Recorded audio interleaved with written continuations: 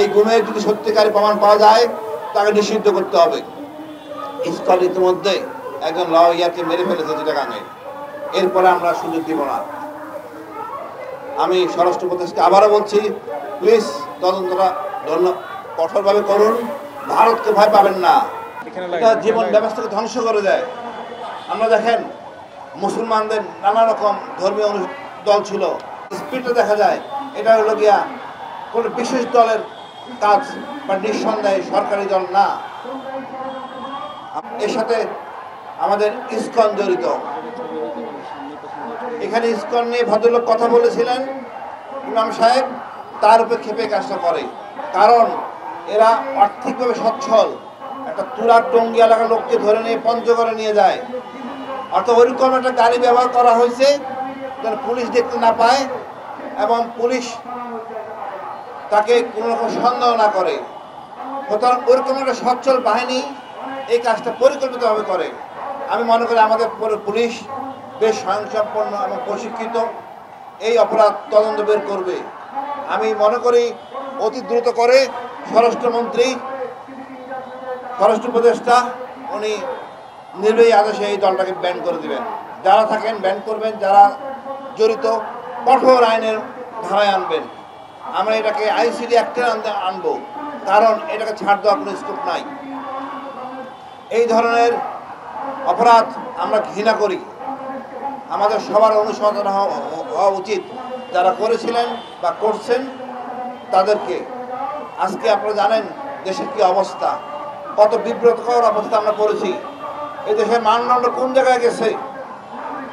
আজ থেকে 50 বছর পর লেখা হবে গুম করে রাখা হতো সরকারি বাহিনী, তার জায়গা ছিল 3.25 ফিট বাই 6 ফিট, যার মধ্যে কমোডো ইনক্লুডেড। আমরা কেমন শাসক ছিল ওইখানে এই কথাটা লেখা থাকবে। এটা আমাদের জাতির জন্য লজ্জা। আমাদের জাতি আজকে এই পর্যায়ে এসেছি এই আপনাদের মতো আমজনতার কষ্টে। বিদেশ গেছেন, কষ্ট করে টাকা পাঠাইছেন, তার বিনিময়ে আমরা আজকে এই জায়গায়।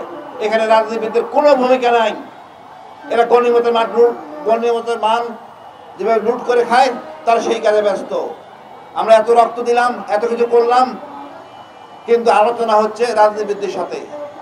উচিত ছিল সাংবাদিক, আইনজীবী, ছাত্রের সাথে আলোচনা করা, দেশের যে মূল সমস্যা অনুধাবন করা। আমাদের লজ্জা 72 সংবিধান বাদ দিতে। আমি অনুরোধ করব আমরা আগে ভালো মানুষ হই, সৃষ্টির সেরা যে মানুষ, সবারই একজন স্রষ্টা, আমাদের একজন এক এক নামে ডাকি। আমরা একে অপরের প্রতি কোনো রকম অন্যায় আচরণ করব না। যে আচরণ করলে ধর্মের প্রভাব ফেলে অন্যের উপরও সে আচরণ করবেন না, আমাদের উচিত না। এটা অনৈতিক। যে জিনিসটা শেখ হাসিনা ব্যবহার করছে এটা পৃথিবীর জঘন্যতম অপরাধ। আমরা ন্যায় বিচার চাই। আর আমাদের মেয়েদের বলবো, এদের প্রেমে পড়ে নিজের সতীত্ব হারান করবেন না। আমি সেদিকে গিয়েছিলাম প্রেস ক্লাবে, দেখলাম অনেক অভিযোগ মেয়েদের বিরুদ্ধে। কোনো মেয়েকে কয়েকটা মেয়েকে জিজ্ঞেস করলাম, তুমি যে প্রেম করেছো অন্য ধর্মের ছেলের সাথে, তো মাকে জানে? মা জানে না। কারণ মায়ের সাথে মেয়ের কোনো সম্পর্ক নাই। আমাদের আমাদেরকে শক্তিশালী করতে হবে। বাচ্চা কাচ্চা, ছেলে মেয়ে, বউ সবাই আমাদের পরিবার।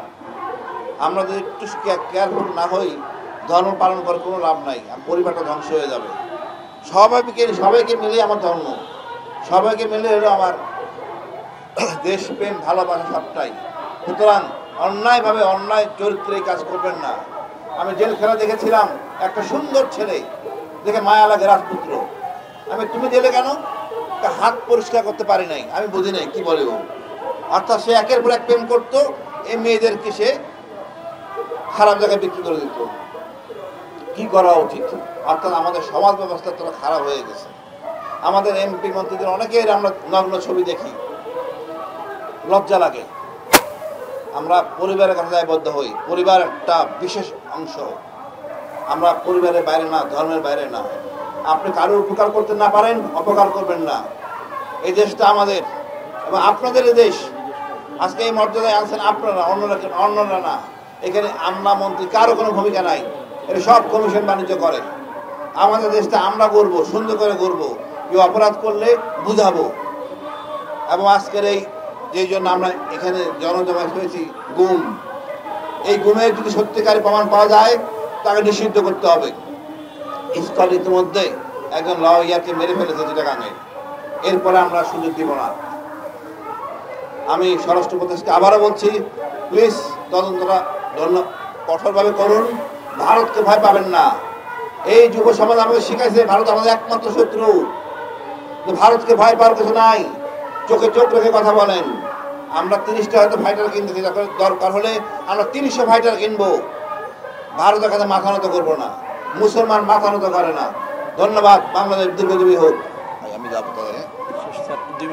নাগরিকদের যেভাবে অপহরণ করে দেশে আয়নাগর নামক যেই বন্দিখানায় টর্চার করা হতো, অথবা ভারতের ইন্ধনে সীমান্ত পার করে জেলখানা রাখা হতো, আমরা স্বাধীন বাংলাদেশে এমন আর কোনো ঘটনার পুনরাবৃত্তি দেখতে চাই না।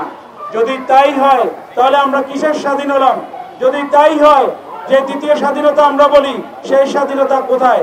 প্রিয় উপস্থিতি, আমরা স্বরাষ্ট্র উপদেষ্টার দৃষ্টি আকর্ষণ করছি, প্লিজ আর কোনো গুমের ঘটনা এই জমিনে যাতে না ঘটে। আপনি গত 1.5 দশকেরও বেশি সময় ধরে রাষ্ট্রীয় পৃষ্ঠপোষকতায় গুমের অভিযোগে আন্তর্জাতিকভাবে বাংলাদেশ ব্যাপক সমালোচনার মুখে পড়েছিল। বেসরকারি মানবাধিকার সংগঠন অধিকারের পরিসংখ্যান অনুযায়ী গত 15 বছরে বাংলাদেশের 700-এরও বেশি মানুষ গুম হওয়ার ঘটনা ঘটেছে। এর মধ্যে 150 জনের বেশি মানুষের খোঁজ এখনো পাওয়া যায়নি। সৌভাগ্যক্রমে 8 বছর পর কথিত বন্দিশালা আয়নাগর থেকে মুক্ত হয়েছেন সাবেক সেনা কর্মকর্তা ব্রিগেডিয়ার জেনারেল অবসরপ্রাপ্ত আব্দুল্লাহ আমান আজমি ও সুপ্রিম কোর্টের আইনজীবী আহমদ বিন কাশেম আরমান সহ অনেকে। গত 5 আগস্ট আওয়ামী লীগ সরকারের পতনের পর তারা নিজ নিজ বাসায় ফেরেন। আব্দুল্লাহ আমান আজমি জামাত ইসলামী সাবেক আমির মরহুম গোলাম আজমের ছেলে, আর আহমদ বিন কাশেম দেশের স্বনামধন্য শিল্প উদ্যোক্তা স্বৈরশাসনের রোষানলে পড়ে মৃত্যুদণ্ড কার্যকর করা জামাত ইসলামের সাবেক কেন্দ্রীয় নির্বাহী পরিষদের সদস্য মীর কাশেম আলীর ছেলে। 2016 সালের 9 আগস্ট আহমদ বিন কাশেম আরমানকে মিরপুর ডিএসএস থেকে এবং এর কয়েকদিন পর 23 আগস্ট আব্দুল্লাহ আমান আজমিকে গুম করা হয়। এছাড়াও 5 বছরের বেশি সময় নিখোঁজ থাকার পর ফিরে এসেছেন পার্বত্য চট্টগ্রাম কেন্দ্রিক একটি রাজনৈতিক দল ইউপিডিপি এর সংগঠক মাইকেল চাকমা। ঢাকার শ্যামলীতে সাদা পোশাকে তুলে নিয়ে যাওয়া হয়েছিল। 5 বছরের বেশি সময় তাকে গোপন বন্দিশালা আটকে রাখা হয়। এছাড়াও আজকে আমাদের অনুষ্ঠানে যিনি সম্মানিত প্রধান অতিথি হিসেবে আছেন, তিনিও 2 দফায় প্রায় 1 বছর 8 মাস গুম অবস্থায় ছিলেন। প্রিয় সাংবাদিকবৃন্দ, দেশের মানবাধিকার সমুন্নত রাখা, জাতিসংঘের অনুরোধের পরিপ্রেক্ষিতে বাংলাদেশের অন্তর্বর্তী সরকারের প্রধান উপদেষ্টা ডক্টর মোহাম্মদ ইউনূস গত 19 আগস্ট আন্তর্জাতিক গুম বিরোধ দিবসে গুম বিরোধী আন্তর্জাতিক সনদে স্বাক্ষর করেন। বাংলাদেশ জাতিসংঘ মানবাধিকার বিষয়ক 9টি সনদের 8টিতে সই করেছে। জাতিসংঘের দীর্ঘদিনের অনুরোধের পরও বিগত সরকার গুম বিরোধী সনদে সই করেনি। এ সকল গুমের ঘটনায় দেশে আইন শৃঙ্খলা বাহিনীর পাশাপাশি ভারতের জড়িত থাকার অসংখ্য প্রমাণ রয়েছে। 2012 সালের 5 নভেম্বর ঢাকার আন্তর্জাতিক ট্রাইব্যুনাল চত্বর থেকে সুকরঞ্জন বালিকে তুলে নিয়ে যান পুলিশের গোয়েন্দা বিভাগ ডিবি।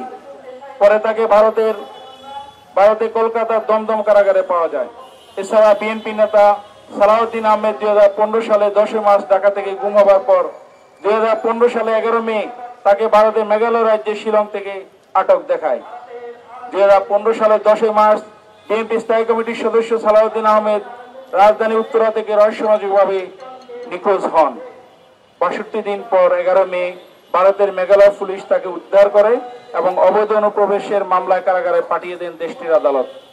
টানা 9 বছর পর 2023 সালে তিনি ভারতের আদালতে খালাস পেলেও নানান জটিলতায় দেশে ফিরতে পারেননি।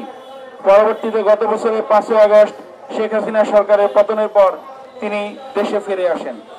প্রিয় বন্ধুগণ, গত বছরের 15 ডিসেম্বর প্রধান উপদেষ্টা অধ্যাপক মোহাম্মদ ইউনূসের কাছে জমা দেওয়া বলপূর্বক গুম সম্পর্কিত তদন্ত কমিশনের প্রতিবেদনের শেয়ারযোগ্য অংশ গণমাধ্যমকে দেওয়া হয়। সেখানে যে প্রক্রিয়া জোরপূর্বক অন্তর্ধান করা হয়েছিল বলে কমিশনের মূল্যায়নে এসেছে তার বিবরণ বিভিন্ন মিডিয়ায় এসেছে। মোট 1676টি অভিযোগের মধ্যে 758টি অভিযোগের প্রাথমিক পর্যালোচনা করেছে গুম সংক্রান্ত কমিশন। সেই মোতাবেক তাদের দাবি, গুম করা ব্যক্তিদের অনেকেই বেছে নেই। গুম কমিশনের তদন্তে আয়নাগরের বিভীষিকাময় জগৎ জাতির সামনে প্রকাশ পায়। যদিও সে সকল নির্যাতন সেলের অনেকগুলো ধ্বংস বা বিকৃত করা হয়েছে। সর্বশেষ নানা চড়া উত্তরায় পেরিয়ে আয়নাগর ও গুমের সাথে জড়িতদের বিচার কাজ চলমান। প্রিয় কলম যোদ্ধাবৃন্দ, অত্যন্ত পরিতাপের বিষয়, সেই সংস্কৃতি বছর না ঘুরতেই আবার চালু হয়েছে। বিশেষ করে সাম্প্রতিক দুইটি ঘটনা দেশ জুড়ে ব্যাপক আলোচনা সমালোচনার জন্ম দিয়েছে। তার একটি হচ্ছে বৈষম্য বিরোধী ছাত্র আন্দোলনের তুরাগ থানার সাবেক যুগ্ম আহ্বায়ক KM মামুনুল হককে গুম করার ঘটনা। তিনি গত 22শে সেপ্টেম্বর সকালে সাদা পায়জামা পাঞ্জাবি পরে বাসা থেকে বের হয়ে নিখোঁজ হন। এই ঘটনা তার স্ত্রী খাদিজা বেগম তুরাগ থানায় একটি সাধারণ ডায়েরি করেন। নিখোঁজের 4 দিন পর তাকে উদ্ধার করা হয়েছে। 26শে সেপ্টেম্বর দুপুর 2টা নারায়ণগঞ্জের রূপগঞ্জ থানার পূর্বাঞ্চলে একটি মসজিদ থেকে অসুস্থ অবস্থায় তাকে উদ্ধার করা হয়। এই ঘটনায় এনসিপি যুব উইং এর বিরুদ্ধে অভিযোগ এসেছে এবং এনসিপি তা অস্বীকার করেছে। দ্বিতীয় ঘটনা চলতি সপ্তাহের গাজীপুরের টঙ্গী TNT এলাকার BTCL জামে মসজিদের পেশ ইমাম ও খতিব মুফতি মহিবুল্লাহ মাদানী গত বুধবার সকালে নিখোঁজ হন। সকাল 11টা পর্যন্ত তার ব্যবহৃত মোবাইল ফোনটি খোলা ছিল। 11:15টার পর মোবাইলটি বন্ধ পাওয়া যায়। তাকে খুঁজে না পেয়ে স্বজনরা টঙ্গী পূর্ব থানায় লিখিত অভিযোগ দায়ের করেন। বৃহস্পতিবার সকালে পঞ্চগড় সদর থানার হেলিপ্যাড বাজার এলাকায় একটি রাস্তার পাশে গাছের সাথে লোহার শিকল দিয়ে হাত পা বাঁধা অবস্থায় তাকে পাওয়া গেছে। খবর পেয়ে পঞ্চগড় সদর থানা পুলিশ তাকে উদ্ধার করে হাসপাতালে ভর্তি করে। এলাকাবাসীর অভিযোগ, মুফতি মহিবুল্লাহ মাদানী জুমার নামাজে হিন্দু সম্প্রদায়ের সংগঠন ইসকন হিন্দু ছেলে মেয়েদের মাধ্যমে প্রেমের ফাঁদে ফেলে মুসলমান মেয়েদের সতীত্ব নষ্ট করা, সমাজের চলমান নৈতিক অবক্ষয়, পারিবারিক মূল্যবোধ ও আন্তধর্মীয় সম্পর্ক নিয়ে জুমার খুতবায় নিয়মিত বয়ান রাখতেন। এরপর থেকে তাকে হুমকি দিয়ে কয়েকটি উড়ো চিঠি দেওয়া হয়। তিনি এই বিষয়টি নিয়ে ইতিমধ্যে থানায় জিডিও করেছেন, সাধারণ ডায়েরি করেছেন, অথচ তিনি এর গুম হন এবং তিনি এই বিষয়টি নিয়ে মসজিদ কমিটির সাথেও কথা বলেন। প্রিয় সাংবাদিকবৃন্দ, পূর্বের ন্যায় গুমের সংস্কৃতি ফেরত আসার ঘটনায় দেশের নাগরিকদের মাঝে উৎকণ্ঠা পরিলক্ষিত হচ্ছে। 24শে জুলাই বিপ্লবের পর দেশে গুমের ঘটনা কোনোভাবেই সমীচীন নয়।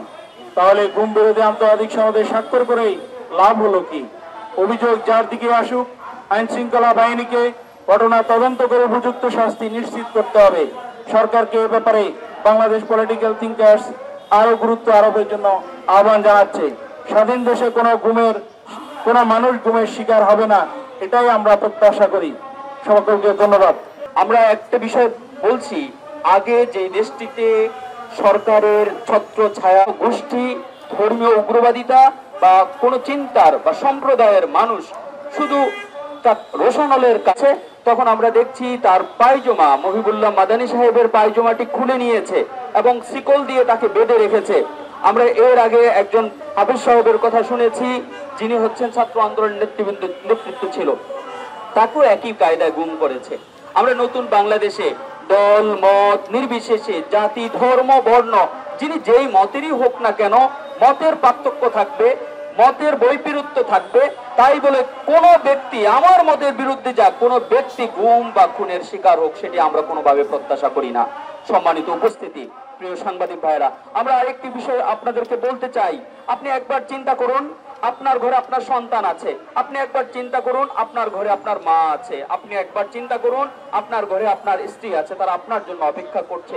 শুধু মতের পার্থক্যের কারণে, শুধু কথা বলার কারণে, শুধু নিজের মতামতটা প্রদান করার কারণে যদি আপনাকে ঘর থেকে বের হওয়ার পরে গুমের শিকার হতে হয়, তাহলে আপনার পরিবারের প্রতিটা মিনিট কতটা উদ্বেগ উৎকণ্ঠায় কাটে একটিবার চিন্তা করুন। আজকের এই মহিবুল্লাহ সাহেবের যে ঘটনাটি ঘটেছে, গত 24 ঘন্টা হয়নি, তার পরিবার কতটা উদ্বেগ উৎকণ্ঠার ভাবে কাটিয়েছে আপনাদেরকে একটু মনে করে দিতে চাই।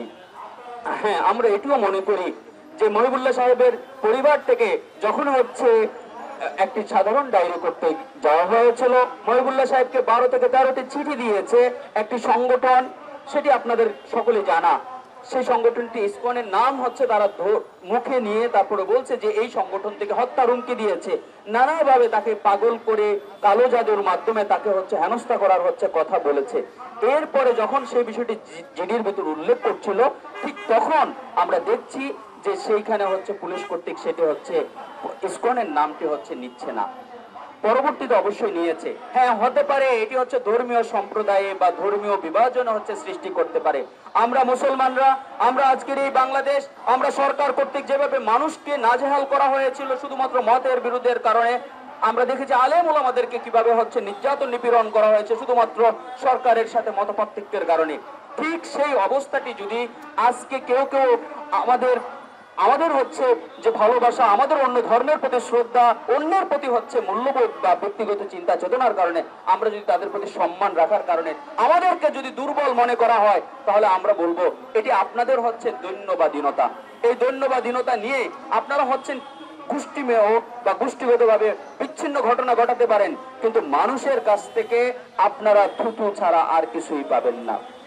আমরা আপনাদেরকে করার সুযোগ দেন। বারবার জনগণের সাথে আপনি এই রসিকতা করার কোনো মানে হয় না যে আপনি ব্যর্থ হচ্ছেন, অথবা এই মুহূর্তে আমাদের দেশের আইন শৃঙ্খলা পরিস্থিতি তার প্রমাণ নিয়ে আসেন যে আমি এই কাজটি করেছি। আজকে হওয়ার কথা ছিল এরকম না। মুফতি মহিবুল্লাহ সাহেবকে আপনার প্রশাসন, আপনার যে রাষ্ট্রযন্ত্র, সেই রাষ্ট্রযন্ত্র উদ্ধার করবে, সেখানে কেন ফজরের নামাজে পড়া যে মুসল্লি তারা কেন তাকে ফাইন্ড আউট করতে হলো? আপনারা কি করেছেন? রাষ্ট্রযন্ত্র কোথায় ছিল? মুফতি মহিবুল্লাহ সাহেবকে গুম করার 16 ঘন্টা পরে, 17 ঘন্টা পরে কেন মুসল্লিরা বের করতে হলো? আপনার সরকার বা আপনার রাষ্ট্রযন্ত্র কোথায় ছিল? আপনি এই ব্যর্থতা আপনি কিভাবে ঢাকতে পারেন? এই ব্যর্থতা কোনোভাবে ঢাকতে পারেন না। ইতিপূর্বে আরেকজন হচ্ছে ছাত্র নেতা হচ্ছে 4-5 দিন গুম ছিল, তার বিষয়টিও আপনি ব্যর্থ হিসাবে পরিচয় দিয়েছেন।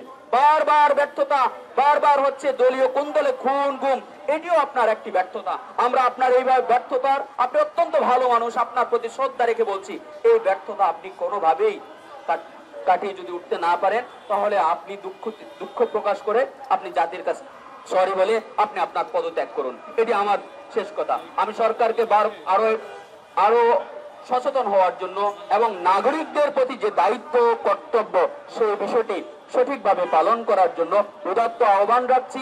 সেই সাথে সম্মিলিতভাবেই আমি আমার একটি কথাই বলছি, সকল পর্যায়ে, সকল চিন্তা চেতনা থেকে, সকল মানসিকতা থেকে গুম খুন শূন্যের কোথায় নামুক, মানুষে মানুষে আত্মীয় হোক। আমিও মানুষ, আপনিও মানুষ। আমার রক্ত লাল, আপনার রক্ত লাল, আপনার সাথে আমার